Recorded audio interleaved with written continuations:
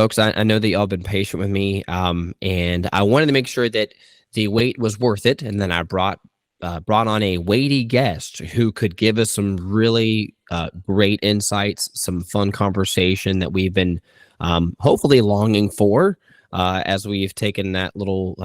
We're done. We're back to work on Good Morning Market, and Jannah Bolds is really going to put our minds and our imaginations to work today. This lady with me is the founder CEO of the Bold Opinion Media Group. So she is a multimedia journalist by profession. I got a passion for local storytelling. Her focus also includes a heavy interest in media literacy and youth development, a pressing topic of interest in the Metro Atlanta area, to redirect young energy to progressive career building pathways. And Jannah, through a unique blend of multimedia content development and literacy, she has developed networks, programs, internships, mentorships that engage youth with pre-established digital interests. She is a leader when it comes to, like I said, media literacy. She's got a journalism background, but she's been building an audience and doing a lot of great things that are pertinent to the branding and marketing sphere for a decade. So I'm really excited to bring my friend Jannah onto the program. Thank you, Jannah, for joining Good Morning Market. How you doing? Hi, Phillip. How are you? It's a pleasure to be here. And boy, do you make a decade sound like a long time. Listen, you're still young enough to where like we're in that tweener thing where I feel like we can feel like we have our cake and eat it too, where like we're not new kids on the block, but at the same time we're not old and put out to pasture kind of thing. So I feel like in that sweet spot where you've got some real legit experience, but you're still like the young and up and coming millennial kind of stage of your career. So you got it, but you got the best of both worlds. That's what I'm trying to say. For sure. And I appreciate that. It's definitely a sweet spot because with a decade of experience now, you can kind of take what you learned and apply it to the new things that you are learning to, continue to grow your brand and be a force in this digital age. So if I'm not mistaken, that's what we're here to talk about. You are not mistaken. And so I respect this lady so much when it comes to digital media and media creation that this podcast that y'all are listening to right now, she was one of the first calls I made when I was talking about wanting to potentially go into podcasting and getting her ideas and thinking about how to manage it, operate it, schedule it, find hooks and premises, the whole thing, because of her background when it comes to copywriting, video production, storytelling. So, anyways, that I'm really excited about to getting in this topic of digital presence and how we as marketers, branders, business owners can do these best practices, do these creative, fun things that folks in journalism have been doing for a long time in the creator verse. Now we can talk about some really applicable ways for us to succeed as we go into 2024. So this lady doesn't just talk, she walks the walk. Johnny, I want to talk about the South Park Cottages project. So your top YouTube channel video at the time of this recording in December of 2023 was that South Park Cottages tour that happened earlier this year. A lot of views. So how did you get that project and what was that experience like for you? Well, before I delve into that answer, I wanted just to go off and say that, I'm just to piggyback off of, where this podcast started and our brainstorming sessions before you got this all together was just an absolute, I kind of just got butterflies thinking about it because, we talk often, and for something like this to come to fruition after we talked, we brainstormed, we pulled together our resources was like, it's just, I love to see things come together. And shout outs to you for actually making it happen. And you're rocking it out too. So I wanted to give you your flowers while I had the opportunity. And just to hop on South Park Cottages, I think that video is what at like 120, 130,000 views now. I'm not sure what Nope, the actual I'm number is. looking at it right now. We got What is it? 173,000 views. 173,000 views. Yeah, Wow. you take your own flowers. Please share them with me. So South Park Cottages was or is, well, at the time was, I'd say that at the time was a popular idea, I would say, that was going around Instagram, social media. Just it was a development project that it was still in dirt, like there were still tractors out there, um, developing the land. And I said, you know what, since it's very close to me, like I think I can get there in like maybe 10-15 minutes. um, I said, let me go swing by, let me go see what happens. So I happened to swing by, and I didn't catch the developer at the time, but I caught up with one of the construction workers or someone that was in the plan, and I asked them. I said, hey, can I get connected to the developer? He connected me to the developer. We set up an interview for a week later, and boom, that's what she wrote. It sounds easy, but I think it was a little bit more difficult than these last 10 seconds of description. Um, so that's how it happened. To be completely honest with you, that's how it started out. And the developer was extremely nice, extremely welcoming. Me being an independent journalist, sometimes we can get pushed by the wayside when it comes to developing stories and doing interviews and catching sources and stuff. They want the big names, right? But he was very understanding, and he gave me a personal tour of the whole entire property. And yeah, that's all she wrote. And I'll say, like, I understand why people want to hunt the big megaphones, but frankly, a lot of the, Fox 5 Atlanta's, a lot of those local media affiliates, they're not, a lot of their videos aren't hitting over 100,000 views, almost 200,000 views. So it's interesting the way that turns out. One follow-up question I have for you about that is, just curious, you've done a lot of video content.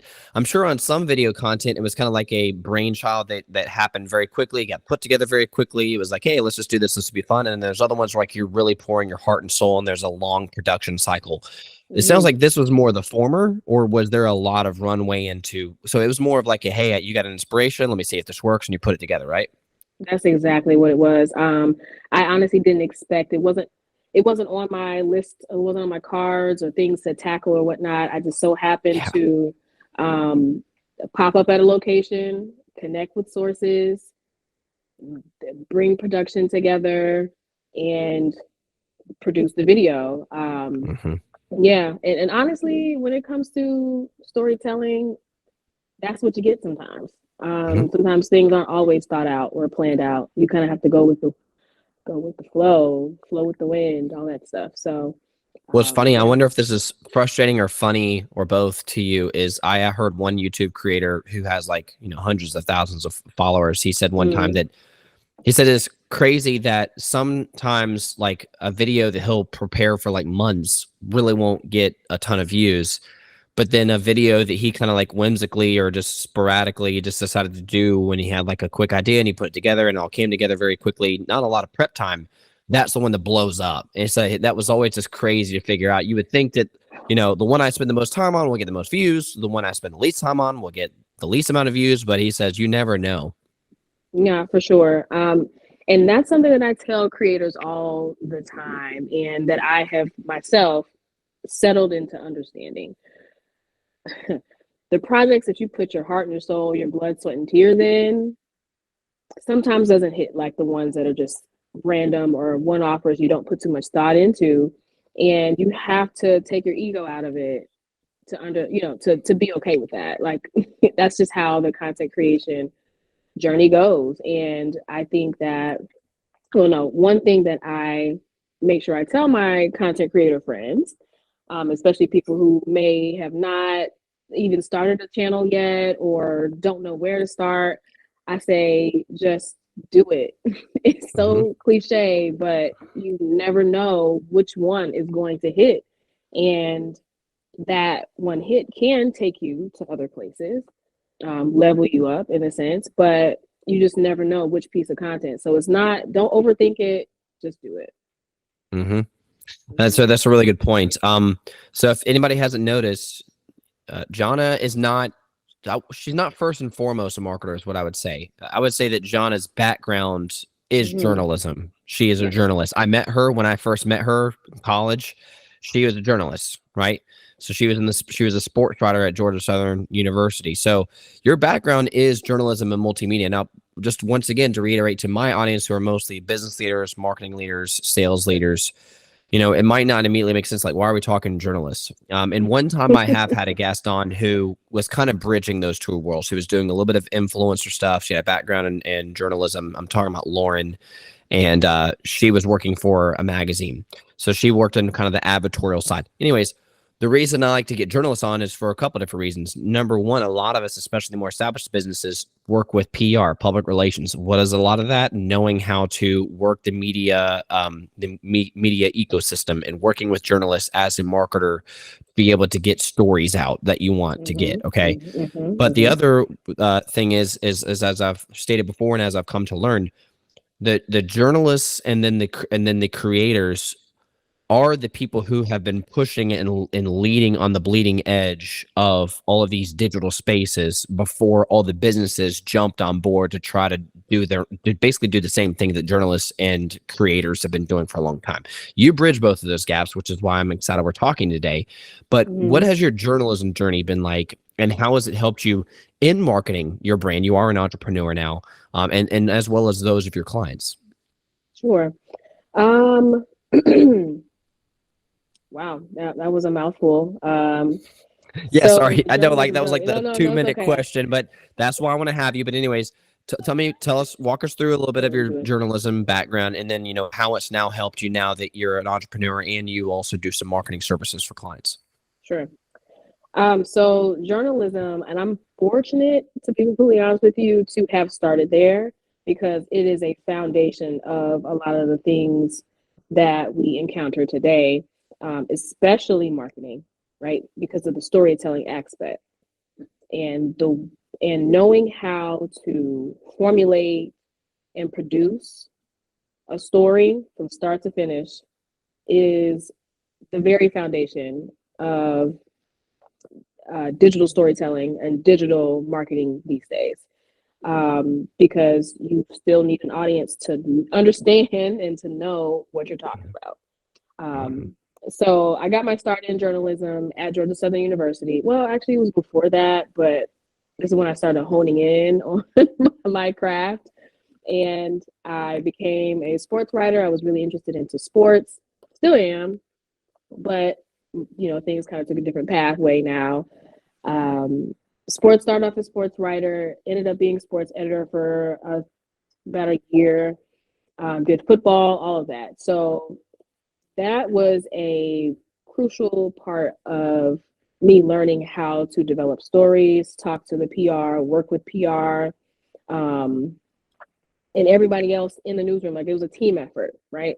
So that was pretty much the basis, and I'm really thankful for that because that set me up for what I'm doing today, not only with my clients and being able to digitally market and help them with their brands, but I'm able to do the media literacy thing and teach students how to understand how the media works and write their own stories, etc. So we're starting at the youth, we're starting with the kids now.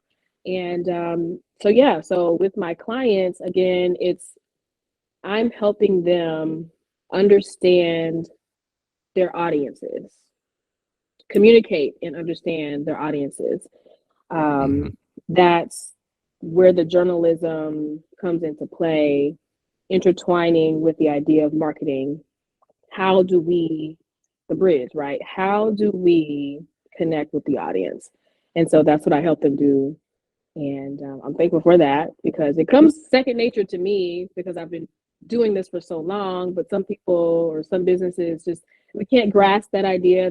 Sometimes they're too analytical and they need someone with a little bit more creativity, a little flow to help bridge the gap between them and their clients, their customers, that is.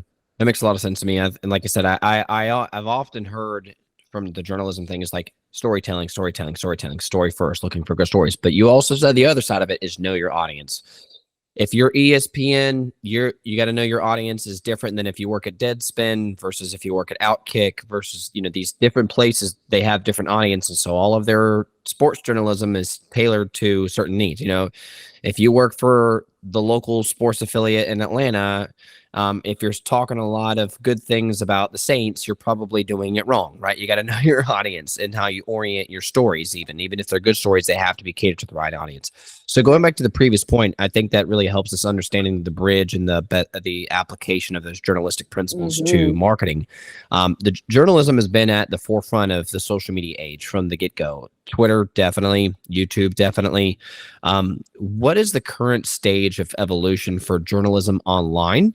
And then the part two to that would be, with that said, what then are the challenges and opportunities that this provides for the advertisers? Sure. So that's actually a great question, because every day, every week, every month spent now is in the future, right? And so everything is developing, everything is growing, everything is evolving. The current state of journalism today isn't what it was 10 years ago, isn't what it was 20 years ago. And now everything is even more demanded on I don't know how to say this, but everything is demanded even more quickly than it was, right? Which is crazy, and so, right? which is crazy, because like 20 years ago, it's not like the news was super slow and you had to wait until the next day. But like now, everything it's like literally by the minute. By the second. I'm getting notifications as we speak about what's happening. So the state of journalism is just that. It's faster, it's quicker, the content is more condensed. I think that's the main point that I really wanted to make. People aren't reading what they used to. They aren't reading full 700 word stories. They're barely reading 500 word, 300 word stories. Everything has been condensed in a tweet, right? And I say in a tweet, meaning like just under a certain amount of characters and quick, fast, delivered. And so that puts a strain on journalists these days, because we are pressured to be quick with our delivery and be precise with what we're saying, so that our audience can read it, consume it, and hopefully share it. That's the goal, right?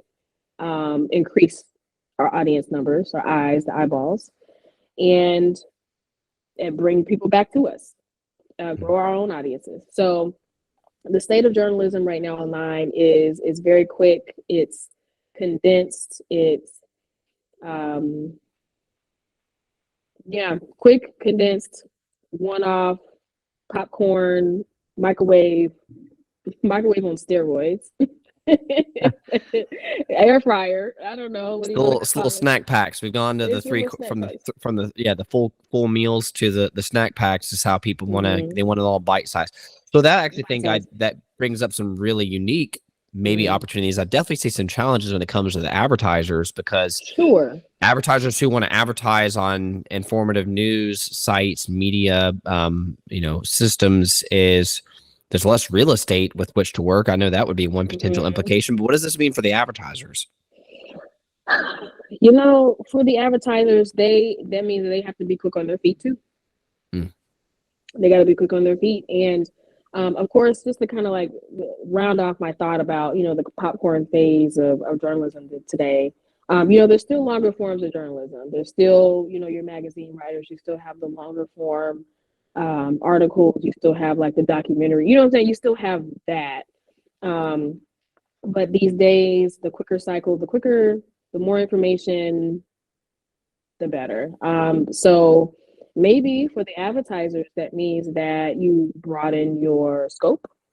You cover more than one, or you brainstorm different categories that you could fit your content into. Things like that.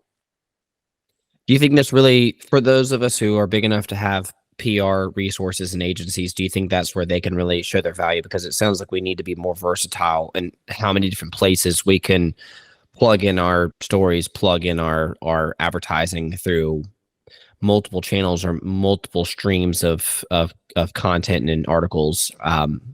For the smaller ones, I guess that just means we're going to have to do that much more thinking, because we can't just get one hit. We got to get a bunch of hits in a bunch of different places, because it needs to match and be as fast and as versatile as the way that the readers are digesting it. Is that tracking? That's tracking. And even if you're not big enough to have your own PR team, then think about a consultant, somebody who is media literate and can help you process, your ideas to advertise into action. Okay. Now, journalism online. So are we talking about, everybody? Is this just as much the big traditional newspaper companies as it is the independent journalists and the online sites? Is this everybody's being affected and then just responding largely the same way to how to best operate and get their stuff out there? I believe so, unless you're already established, I'd say, well established. But even the well established marketing or advertising brands, the brands have to pivot in some type of way. But that's where their PR team, the PR team does all the thinking for that. So to answer your question, yes. Okay.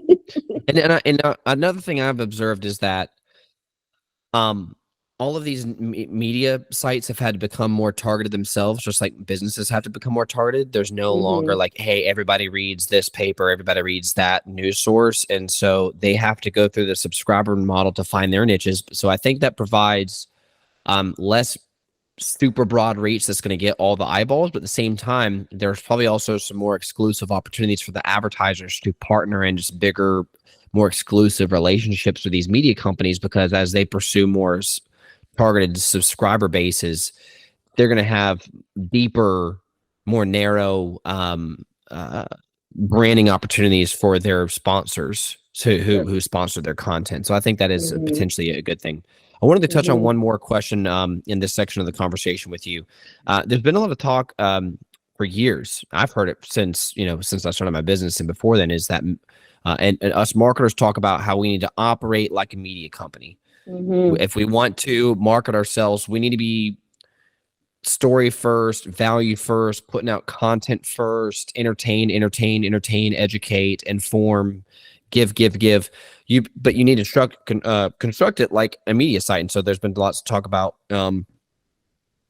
if you go to your website and all of it's just buy now, buy here, buy now, that's not you operating like a media company. It even down to maybe the way that you structure your website layout is where it's all like putting the stories and the content and the value at first. So anyways, it's a long story about it. But as a journalist, you can see which companies are actually following this principle really well and executing it really well. And you can tell where companies are just giving the old college try. Do you have a business or a brand that comes to mind where they're a business, they sell a thing, they want to make money, but they actually do a really good job of using some of those media and journalism best practices? A brand that comes to mind that's that's selling something, but also using journalism practices. Wow. Yeah, or they're just really good at being a media brand who happens to also sell a thing. Sure. Off the top of my mind, and this goes back to my sports, like my sports quirk, right? Really weird to say this, but the NFL, the NFL or ESPN. Yeah. Let's go with NFL or ESPN. Let's go that route. ESPN. Let's go ESPN. Because they know their audience, and that is the main thing that businesses should know that they need to do is in order to think like the media, right? Is to know your audience and to hone in on your audience. You're giving them you're giving them their dose of medicine plus some, right? And so structuring a thought process or a model around what your audience is here for is you're going to win every time. And that's honestly the key, knowing your audience, because the audience is what brings in the dollar. Mm-hmm. And if you get more of them to subscribe to your content, then that's when the advertisers come in, because they want to piggyback off of your views. So knowing your audience is the main thing. Mm-hmm. I And I think the think NFL is a ESPN good does that example, really well. actually. Okay. Because well, the reason I think the NFL, because ESPN is sports media, but the NFL is not. The NFL is not a Right. media; it is a sports league, and yet there's NFL channel. If you go to the NFL.com, most of it is oriented around sports news, and it's a lot like Mm-hmm. you could, if you wanted to know what was going on with NFL, you could just work with NFL's own media sources, their app, their website, their TV channel and cable, and you wouldn't Mm-hmm. actually need an objective third party journalism site. Obviously, Correct.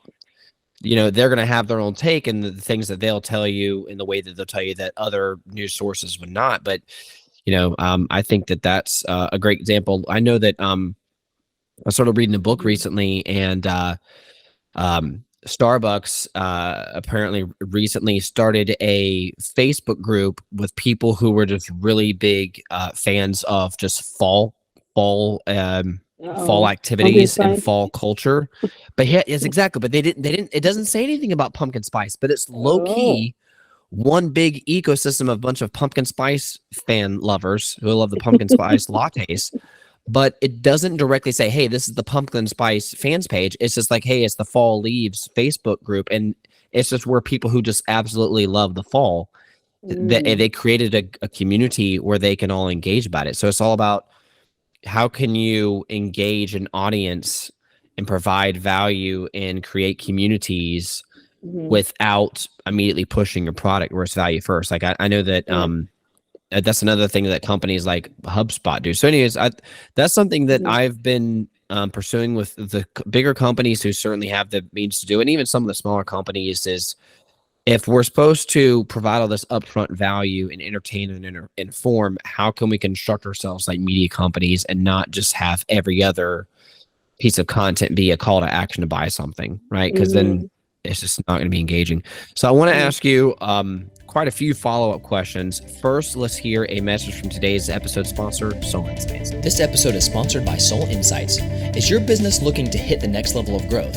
For many businesses, they know they need to spend more on marketing, but don't want to simply shoot in the dark. They want a smart, data-driven path to solid growth. If this is you, then Soul Insights can help you to identify, attract, and retain ideal customers. Soul Insights is a strategic marketing agency which helps small and mid-sized businesses understand their best customers, who they are, their shopping behavior, and acquire new best customers based on that data. Oh, and it's all measured and tracked to ensure you get more profit bang for your marketing buck. Head to soulinsights.com right now and take the 90-second quiz to find your path to the next level. And actually, Phillip, I wanted to interject and piggyback onto the Starbucks idea, because not only did I go to Starbucks yesterday, and although Starbucks is not a sponsor of this podcast yet, okay, but it made me think of how well they're advertising, because Mm-hmm. I was out and I said, oh, I wanted a coffee. Let me check the Starbucks app.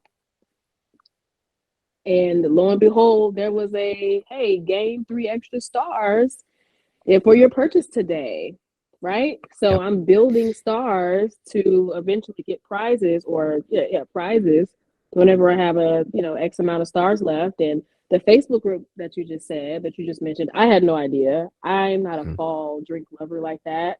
Sure, Mm-hmm. I like a nice little creme brulee, but I'm not We'll a make you pumpkin basic one spice head. day. We'll just hang out with me some more, and you'll become more basic. Mm-mm. I like a little creme brulee, but I'm not a pumpkin spice head. And so them creating that Facebook group is very unique, because although they've gained all these pumpkin spice or fall Mm-hmm. drink lovers, fall lovers, they can guess what they can do at some random time. Hey, here's a coupon, or Mm-hmm. hey, go enter this code into your Starbucks app, and then you can get blank off of a fall drink or whatever on Wednesday, or whatever the case is, right? So they're Mm-hmm. still selling something, at the end of the day, they're baiting. It's like what do you call the Mm-hmm. right? It's the bait. It's a Right. reel them in. They're reeling them in. Reeling them in. So that's just something that went through my mind yesterday as I was drinking my creme brulee double Yep. shot of espresso over ice with oat milk and Mm-hmm. with oat milk. Okay. Okay. Okay. You, that sounds like an $8 latte right there. That's for sure. Actually, it's like $4. I don't know where you're shopping. I can't get a $4 coffee You anywhere around have here. to ask for a double shot of espresso, and a shot of espresso is like $1. It's like $1. Okay. Yeah. So I will say, just to piggyback off what your piggyback, I'm piggybacking off the piggyback. Yeah. If anybody's listening to this podcast, when in doubt, you need to take a page out of Starbucks' book, because we all know they don't have the best coffee. We all know that. That's a fact. Starbucks does not have the best coffee. No. And they're bukuzu's rich when they sell coffee and cafe stuff. That is low margin food and beverage stuff. So how in the heck are they one of the most powerful brands in the world with locations everywhere and super loyal customer base? It's because they're dang smart marketers, and they know how to run operations, and they know how to market, and they know how to build an audience, and they know how to build loyalty, and they know how to treat you. As you treat yourself, they treat you even more for treating yourself, which is why they can make mediocre coffee and low margin products just go crazy. And so anyways, yeah, Starbucks is doing something right. We should all take a page out of it. Let me transition. Let me talk about a lot of our businesses that are listening.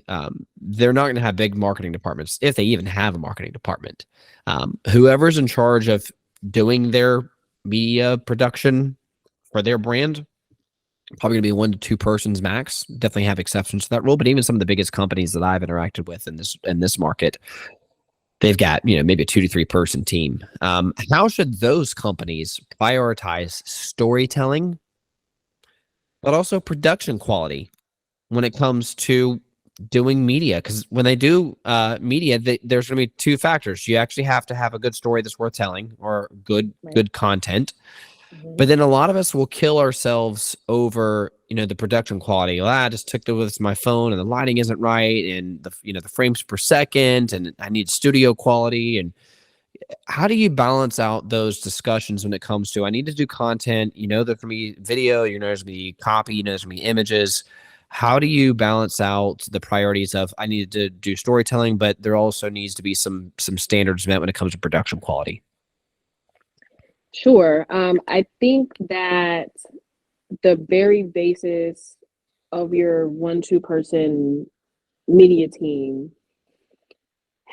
you have to have someone who is media literate. I think media literacy is the main part of it. Someone who understands how everything goes. Because at the end of the day, if you don't have someone who's media literate, but it's also driven, you're going to just get a bunch of content that really is not resonating with anybody else. Or you're just shooting into the air, right? Like you're just firing off and not really hitting anything. So you need someone who's media literate first and foremost, because they are able to tell their story and tell their story effectively to engage people, right? So first and foremost, you need one of those brains, and if not, hire a consultant. 2, with production, these days, it's easier to make a graphic with a software that you can just, pay a certain amount of money for. I won't name them because this is not sponsored. But creating content is easier than it was 5-10 years ago. Because you needed to have someone who was trained and went to school for content creation, or digital creation, right? I.e. Photoshop, etc. To actually make good looking content. Now that's cool, but you don't really need it. But as far as video goes, you definitely need a mobile device at least, and a good setup. Lighting is really big, and I wouldn't say a script, but I think that's the big word, script. And script is kind of scary sometimes, but it literally can just be bullet points, 1, 2, 3. So don't overthink that. So I hope that answers your question. I think that I went around and I hit a few You bases, did. but I'm not sure if I hit them all. Let me know. Now I want the cookie cutter answer. I want to put you on the spot and make you answer it this way. If great content, great media content for brand building for whatever the company's goal is, what is your percentage of balance? 50-50, 60-40, 70-30 on how important the storytelling is itself versus the production quality or the, just the design quality? Design quality is higher than the story, unfortunately. Oh. Yeah. Is it because of the Storytelling algorithms or just matters. people just they see the and that it must be good content because the production quality is so great? Yes. Yes. And the production quality has to be attractive. Like you visually have to bring someone in, and then they make the decision to read or consume. And so yeah, that's why I say production quality has to be higher than the story. You have to put on the tight dress. Right. Yep. And then, you get asked that on the date. So, Yep. crazy People see to analogy, but it's believe. true. No, but it's the same thing though with it's the same thing all these media companies are doing. They know that 90% of their goal is having a great headline, right? So that's with written stuff. You got to nail the headline. If it's YouTube, you have to nail the thumbnail. And then from there, to get people to watch the first 5 seconds, you need to have, you do need to have good creative, but I guess it sounds like we've all been underestimating production quality. So just everybody take note. You got to have good storytelling, but if you don't have good production quality, if you're not wearing that red dress, as they say, you're not going to get their attention long enough for you to get into the meat of the conversation. So, let me ask you some wrap up questions. This is my last big serious question for you: is challenge us in 2024. I've got big plans in 2024, but I also know that there's only one me, and so I've got to be the smartest possible with my own media and marketing activities. What are the top 2 to 3 at most things we should be doing digitally next year? And that's the first question. And then what should we see in return for all that work? Top two. So my top 2 things that you need to be on in 2024 is YouTube. Okay. You need to be on YouTube. YouTube has now, I would say decreased, but shrunk their not standards, but qualifications for monetization. Oh, okay. Yes, you no longer have to have 1,000 subscribers in order to become monetized. I think they shrunk it to 500. So that because then they get more opportunity for them to make money. Exactly. So it's not exactly altruistic, but still an opportunity for the creator. It's definitely an opportunity for the creator. And so, yeah, for sure. YouTube is one, even if it's, like I said, doing these podcasts means something, right? And so that's an opportunity to grow your audience, okay? In another avenue outside of Twitter, outside of, X, outside of Instagram, outside of, LinkedIn. It's just another avenue for you to capture an audience and help your current audience understand more about you. Okay. So just being dynamic, right? And so YouTube is 1. 2 is newsletters. Newsletters. Didn't see that one coming. You didn't. I bet you didn't. So yes, newsletters is another thing. It kind of goes by the wayside, I would say, sometimes when you bring it up in conversation, but it's another way to engage your audience. So create an email list, get your email list together, keep up with your email list, and send them messages, even if it's just once a month. Even if it's just once a month. I had Dan Sanchez on earlier. He's one of the biggest voices in corporate media and in audience building, and he said straight up, like, newsletters are low key coming back, and they're really good. You gotta go after it. But yeah, newsletters are great, and that direct email relationship if you do it well, it can be very sticky and a Yeah. very intimate and high engagement in a way that the Facebooks and the Instagrams and the X's and the TikToks are just not going to be able to do in the same way. That, you know, a lot of those tend to be pretty superficial.